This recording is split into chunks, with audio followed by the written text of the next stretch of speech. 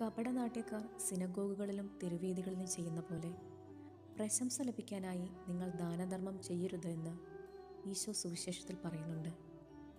നമുക്ക് ഇപ്പോൾ ഉള്ളവയെല്ലാം ദാനമായി ലഭിച്ചവയാണെന്ന തിരിച്ചറിവ് ദാനധർമ്മം ചെയ്യുവാൻ നമ്മെ പ്രേരിപ്പിക്കുന്നു. വലതുകൈ ചെയ്യുന്നത് ഇടതുകൈ അറിയാത്ത വിധം രഹസ്യമെന്നവണ്ണം നാം ദാനധർമ്മം ചെയ്യേണ്ടിയിരിക്കുന്നു. പലപ്പോഴും ഒരു മെറ്റീരിയൽ സൈഡിൽ നിന്ന് മാത്രം ദാനധർമ്മത്തെ നോക്കിക്കാണുന്നവരുണ്ട്. ചെറുതല്ലാത്ത ഒരു തുക കൊടുക്കുന്നതോ ഭക്ഷണം, വസ്ത്രം മുതലായവ വാങ്ങി നൽകുന്നതോ മാത്രമല്ല ദാനം. നമുക്കുള്ളത് എന്താണോ അത് ചിലപ്പോൾ നമ്മുടെ അറിവാകാം, നമ്മുടെ സമയമാവാം. അങ്ങനെ നാം ചെറുത് എന്ന് കരുതി പലപ്പോഴും വേണ്ടെന്ന് വയ്ക്കുന്നവയൊക്കെയും സൽപ്രവൃത്തികളാണ്. ദൈവം നമുക്കായി തന്നിരിക്കുന്ന കഴിവുകളെല്ലാം മറ്റുള്ളവരുടെ നന്മയ്ക്കായി നമുക്ക് ഉപയോഗപ്പെടുത്താം.